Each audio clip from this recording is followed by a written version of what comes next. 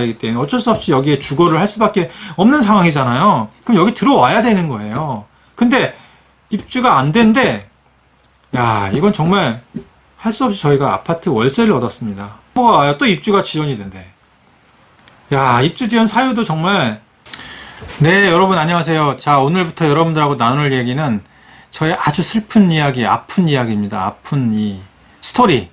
자, 이 단독주택에 분양받아서 이사 온 시점 그 부근부터 좋은 기억도 맞지만 정말 힘들었던 이야기. 그 얘기는 뭐냐면 저와 같은 분이 없었으면 좋겠다. 즉 주제는 단독주택 분양받을 때 한 번쯤 꼭 생각을 하셔야 될 그런 이야기일 거예요. 네, 그 부분에 대해서 그러니까 제가 겪었던 내용을 좀 말씀드리면 꼭 알고 가셨으면 좋겠다라는 내용인데 오늘 첫 번째 이야기로 입주 지연에 관한 이야기입니다. 자, 오늘 이야기를 필두로 해서 굉장히 그 단독주택 분양 그런 관련된 부분에 있어서 쭉 몇 가지 이야기를 말씀드릴 거예요. 네, 저희가 여기 이사 온 거는 4년 전에 이제 용인 양지 쪽에 살던 단독주택에 전세로 살던 곳에서 이제 아이가 초등학교 졸업하고 중학교 입학할 시점에서 이제 다시 아파트 단지 주변이었고 주위 시세를 알아보다가 뭐 아파트로 갈까 여러 가지 고민하다 다시 이제 우연히 이제 분양을 받게 된 거죠.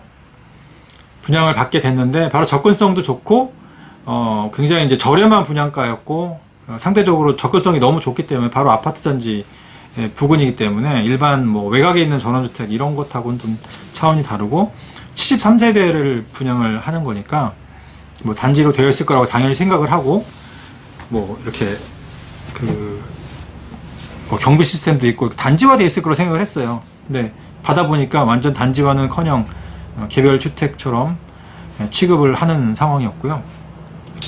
자, 그래서 이제 이사를 오게 되는데 그래서 계약서를 쓰게 되잖아요. 여러분들 오늘 이제 중요하게 포인트가 뭐냐면 첫 번째는 계약서상의 입주 지연에 대한 조항을 잘 확인하자. 두 번째가 그 입주 일자, 가능 일자에 대해서 냉철하게 합리적으로 판단하자. 세 번째가 그 시행사나 건설사의 시공력이나 재정 상태, 실적을 정확하게 확인하자. 세 가지예요.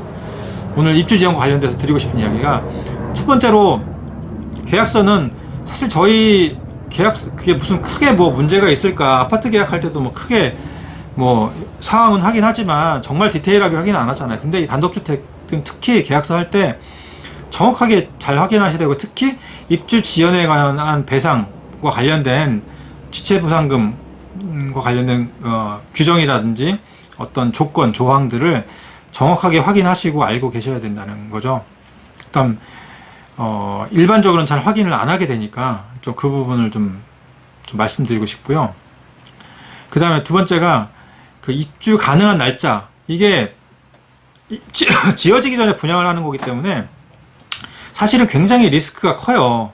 이 분양의 맹점인데 지어지기도 않았는데 가능 시기를 예상을 해서 계약을 한다라는 게 그렇기 때문에 입주 지연에 관련된 조항이 들어가 있긴 한데 이게 단독주택은 특히 자본력이 없고 또 행정적인 어떤 승인을 받고 이런 그 완공, 준공과 관련된 거라든지 토지 인허가라든지 건설 승인이라든지 여러 가지 이제 행정적인 절차가 들어가는데 그때 지연이 발생할 수 없는 사유 혹은 뭐 천재지변도 있지만 어떤 자본력의 문제, 건설사나 시행사의 자본에 대한 문제 이런 부분이 또 발생해서 또 인허가의 지연에 대한 문제 또 인허가의 난맥상이 발생하는 문제도 있기 때문에 입주지연이 발생할 수 있더라고요. 굉장히 많고 그런 사유가 그 부분들을 간과하시면 안 된다라는 거죠.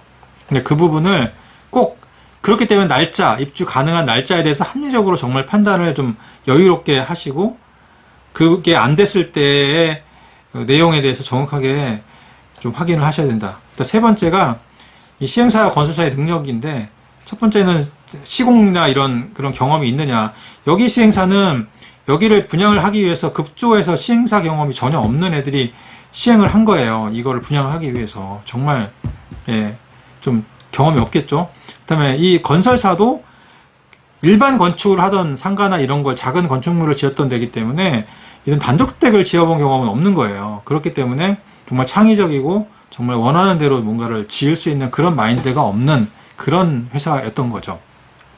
그래서 세 번째는 그 부분을 정확히 확인하셔야 된다.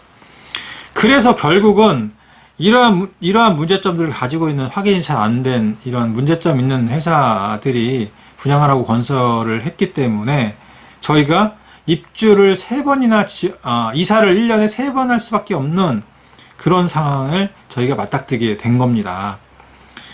첫 번째는 저희가 그 계약서상에 들어오기는 날짜 시점에 맞춰서 저희가 전세 계약이 만료되고 또 이사를 저희가 오고 애가 학교를 들어가야 되기 때문에 어쩔 수 없이 여기에 주거를 할 수밖에 없는 상황이잖아요. 그럼 여기 들어와야 되는 거예요. 근데 입주가 안 된대.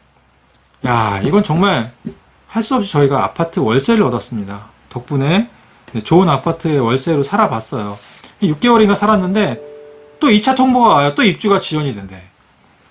야, 입주 지연 사유도 정말 뭐 인허가 늦게 나고 뭐 자금이 어떻고 뭐 공사 중에 안반이 나오고 그냥 모르겠는데 우리 언제 들어가냐고 도대체. 지금 또 이상하게 생겼잖아. 그러면 자기들이 자세를 낮추고 사과하고 뭔가 이렇게 정말 납득할 만한, 야, 우리가 이렇게 이만저만해서 입주가 지연됐는데 계약서에는 그렇게 뭐 입주 지연이 될 수도 있다라고는 하지만 자기들 생각에도 좀 합리적이지 않고 그러면 나중에 입주민들한테 어떻게라도 보상을 해드리겠다라는 식으로 좀 그러진 않더라고. 절대 이게 절대 이게 아니더라고요.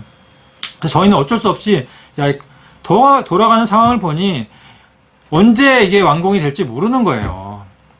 얘네들 수준을 보니 정말 수준 이하예요. 정말 정말 그 일하는 어쨌든 수준 이하였는데 갑자기 얘기하다 보니까 또 열받네. 옛날 생각나는 거예요. 옛날 생각.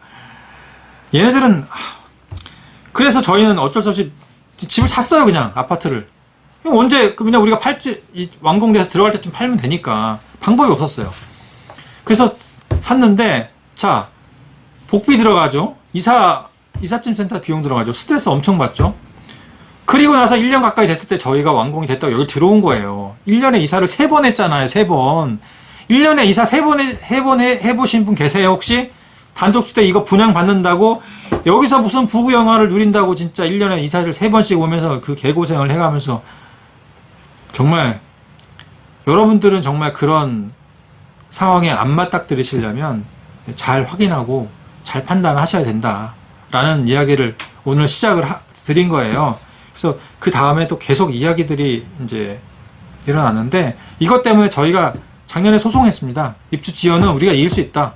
얘네들이 아무리 뭐 거기 제가 나중에 말씀드리겠지만 별 이야기를 다 써놓고 뭐 우리가 뭔가를 써주고 이랬어도 우리가 이길 수 있다. 뭐 100%는 모르겠지만 한번 해보고 싶은 거예요. 한번 싸워서 그냥 잽이라도 날려보고 싶은 거지. 우리가 철저히 의리지만 소송을 하고 있습니다.